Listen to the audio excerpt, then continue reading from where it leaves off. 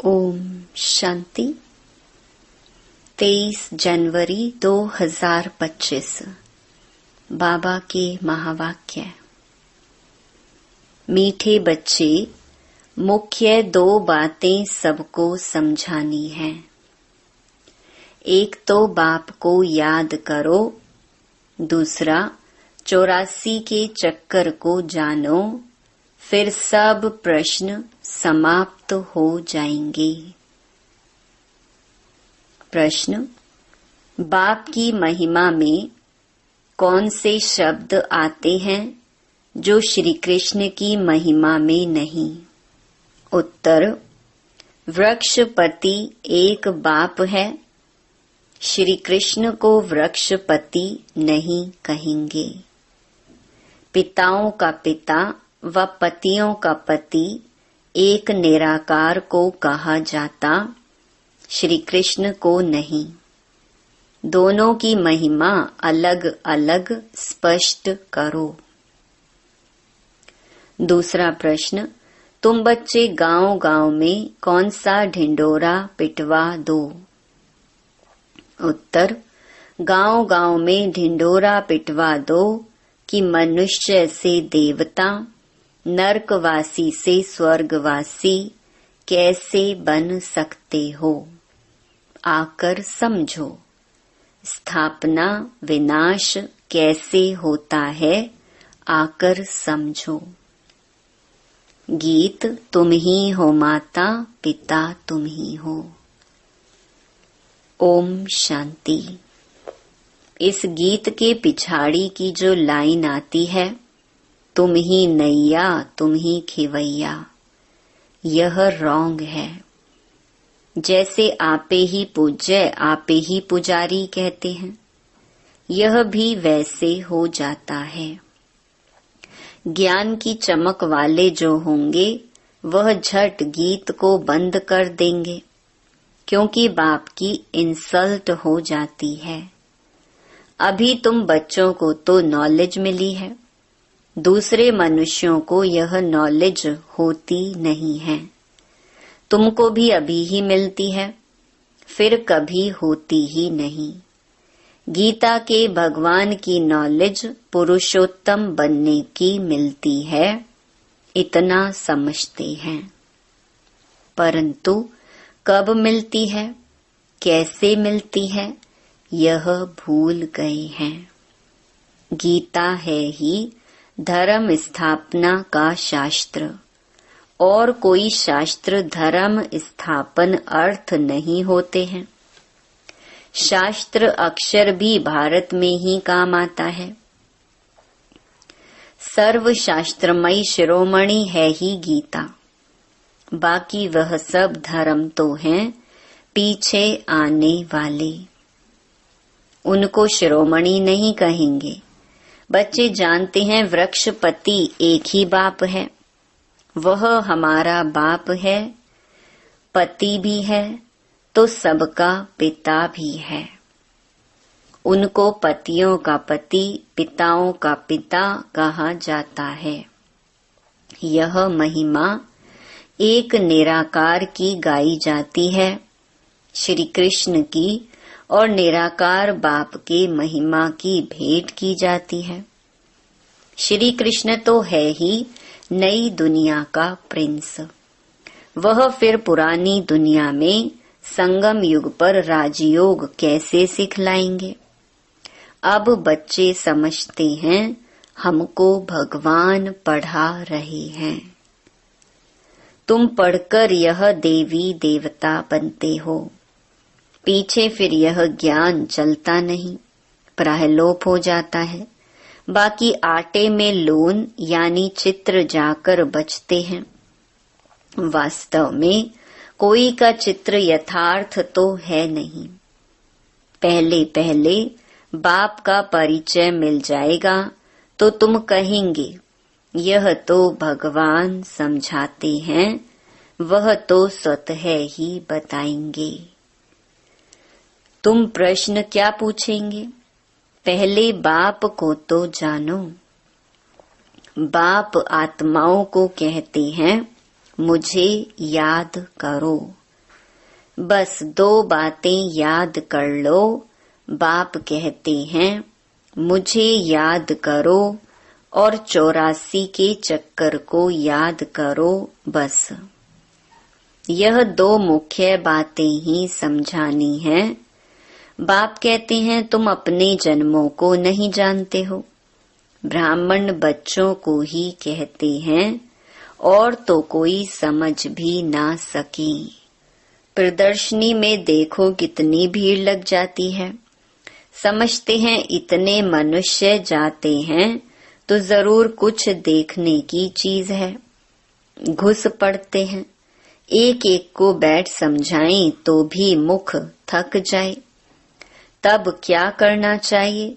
प्रदर्शनी मास भर चलती रहे तो कह सकते हैं आज भीड़ है, कल परसों आना।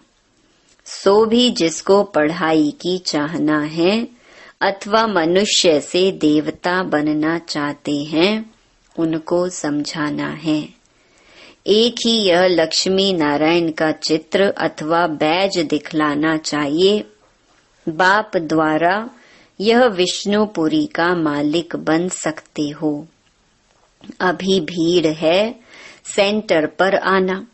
एड्रेस तो लिखी हुई है, बाकी ऐसे ही कह देंगे यह स्वर्ग है, यह नरक है। इससे मनुष्य क्या समझेंगे? टाइम वेस्ट हो जाता है। ऐसे तो पहचान भी नहीं सकते यह बड़ा आदमी है, साहूकार है या गरीब है। आजकल ड्रेस आदि ऐसी पहनते हैं जो कोई भी समझ ना सके। पहले पहले तो बाप का परिचय देना है। बाप स्वर्ग की स्थापना करने वाला है, अब यह बनना है। एम ऑब्जेक्ट खड़ी है। बाप कहते हैं ऊंच ते ऊंच मैं हूँ, मुझे याद करो। यह वशीकरण मंत्र है। बाप कहते हैं माम एकम याद करो तो तुम्हारे विकर्म विनाश होंगे और विष्णुपुरी में आ जाएंगे। इतना तो जरूर समझाना चाहिए। 8-10 रोज प्रदर्शनी को रखना चाहिए। तुम गांव गांव में ढिंढोरा पिटवा दो कि मनुष्य से देवता, नरकवासी से स्वर्गवासी कैसे बन सकते हो। आकर समझो। स्थापना विनाश कैसे होता है, आकर समझो। युक्तियां बहुत हैं। तुम बच्चे जानते हो सतयुग और कलयुग में रात दिन का फर्क है। ब्रह्मा का दिन और ब्रह्मा की रात कहा जाता है।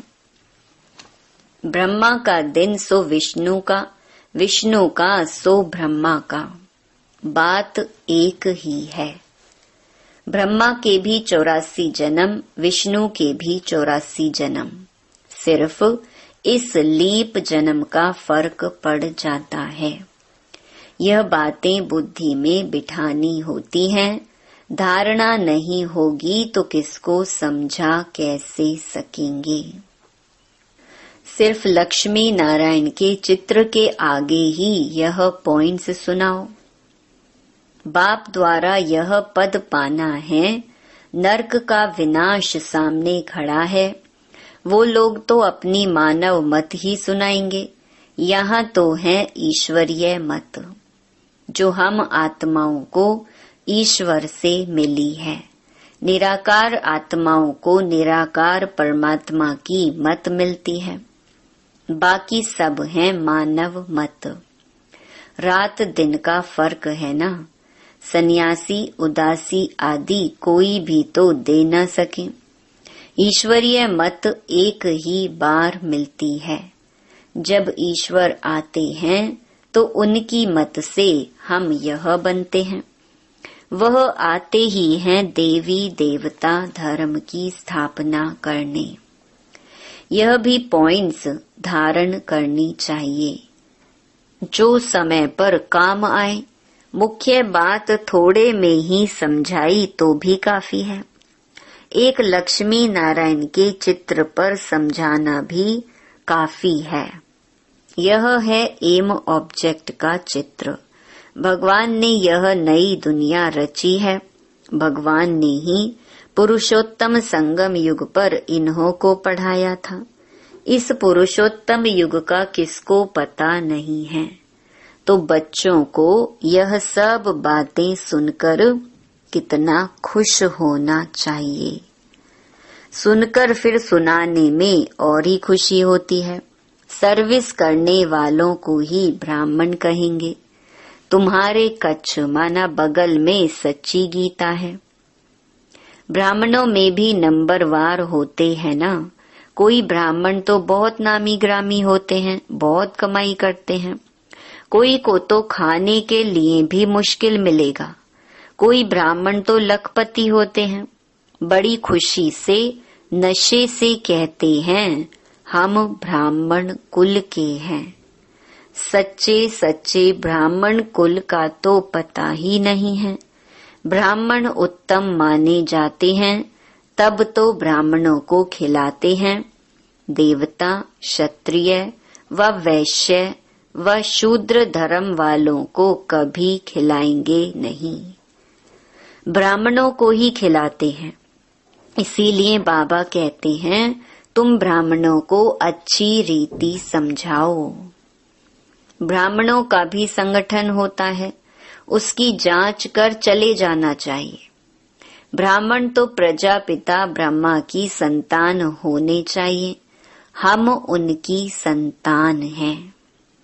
ब्रह्मा किसका बच्चा है वह भी समझाना चाहिए। जांच करनी चाहिए कि कहाँ कहाँ उन्हों के संगठन होते हैं। तुम बहुतों का कल्याण कर सकते हो। वानप्रस्थ स्त्रियों की भी सभाएं होती हैं। बाबा को कोई समाचार थोड़े ही देते हैं कि हम कहाँ कहाँ गए। सारा जंगल भरा हुआ है, तुम जहाँ जाओ शिकार कर आएंगे, प्रजा बनाकर आएंगे, राजा भी बना सकते हो। सर्विस तो ढेर है। शाम को 5 बजे छुट्टी मिलती है, लिस्ट में नोट कर देना चाहिए आज यहाँ यहाँ जाना है। बाबा युक्तियां तो बहुत बताते हैं। बाप बच्चों से ही बात करते हैं।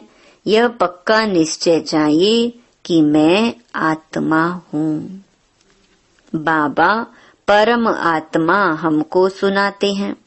धारण हमको करना है। जैसे शास्त्र अध्ययन करते हैं तो फिर संस्कार ले जाते हैं, तो दूसरे जन्म में भी वह संस्कार इमर्ज हो जाते हैं। कहा जाता है संस्कार ले आए हैं। जो बहुत शास्त्र पढ़ते हैं उनको अथॉरिटी कहा जाता है। वह अपने को ऑलमाइटी नहीं समझेंगे। यह खेल है जो बाप ही समझाते हैं। नई बात नहीं है, ड्रामा बना हुआ है जो समझने का है। मनुष्य ये नहीं समझते कि पुरानी दुनिया है। बाप कहते हैं मैं आ गया हूँ। महाभारत लड़ाई सामने खड़ी है। मनुष्य अज्ञान अंधेरे में सोए पड़े हैं। अज्ञान भक्ति को कहा जाता है। ज्ञान का सागर तो बाप ही है। जो बहुत भक्ति करते हैं वह भक्ति के सागर हैं। भक्त माला भी है ना। भक्त माला के भी नाम इकट्ठे करने चाहिए। भक्त माला द्वापर से कलयुग तक ही होगी। बच्चों को बहुत खुशी रहनी चाहिए। बहुत खुशी उनको होगी जो सारा दिन सर्विस करते रहेंगे। बाबा ने समझाया है माला तो बहुत लंबी होती है, हजारों की संख्या में, जिसको कोई कहां से खींचते हैं। कुछ तो होगा ना जो इतनी बड़ी माला बनाई है। मुख से राम राम कहते रहते हैं। यह भी पूछना पड़े किसको राम राम कह याद करते हो। तुम कहाँ भी सत्संग आदि में जाकर मिक्स हो बैठ सकते हो। हनुमान का मिसाल है ना। जहाँ सत्संग होता था वहाँ जूतियों में जाकर बैठता था। तुमको भी चांस लेना चाहिए। तुम बहुत सर्विस कर सकते हो। सर्विस में सफलता तब होगी जब ज्ञान की पॉइंट्स बुद्धि में होंगी। ज्ञान में मस्त होंगे। सर्विस की अनेक युक्तियां हैं, रामायण भागवत आदि की भी बहुत बातें हैं जिस पर तुम दृष्टि दे सकते हो। सिर्फ अंधश्रद्धा से बैठ सत्संग थोड़े ही करना है। बोलो हम तो आपका कल्याण करना चाहते हैं। वह भक्ति बिल्कुल अलग है, यह ज्ञान अलग है। ज्ञान एक ज्ञानेश्वर बाप ही देते हैं। सर्विस तो बहुत है, सिर्फ यह बताओ कि ऊंच ते ऊंच कौन है। ऊंच ते ऊंच एक ही भगवान होता है, वर्षा भी उनसे मिलता है, बाकी तो है रचना। बच्चों को सर्विस का शौक होना चाहिए। तुम्हें राजाई करनी है तो प्रजा भी बनानी है। यह महामंत्र कम थोड़े ही है। बाप को याद करो तो अंतमति सुगति हो जाएगी।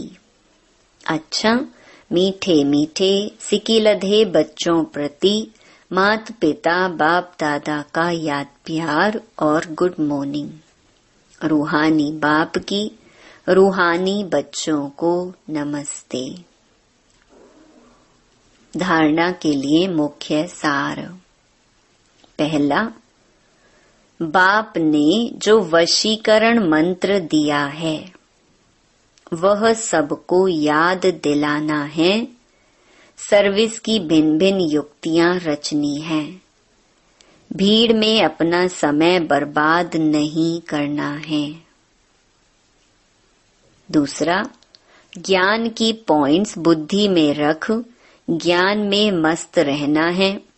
हनुमान की तरह सत्संगों में जाकर बैठना है और फिर उनकी सेवा करनी है। खुशी में रहने के लिए सारा दिन सेवा करनी है। वरदान, मैं और मेरेपन को बलि चढ़ाने वाले संपूर्ण महाबली भव। हद के कोई भी व्यक्ति या वैभव से लगाव, यही मेरापन है। इस मेरेपन को और मैं करता हूँ, मैंने किया, इस मैंपन को संपूर्ण समर्पण करने वाले अर्थात बलि चढ़ने वाले ही महाबली हैं। जब हद का मैंपन समर्पण हो तब संपूर्ण व बाप समान बनेंगे। मैं कर रहा हूँ नहीं, बाबा करा रहा है, बाबा चला रहा है। किसी भी बात में मैं के बजाय सदा नेचुरल भाषा में भी बाप शब्द ही आए, मैं शब्द नहीं। स्लोगन, संकल्पों में ऐसी दृढ़ता धारण करो जिससे सोचना और करना समान हो जाए।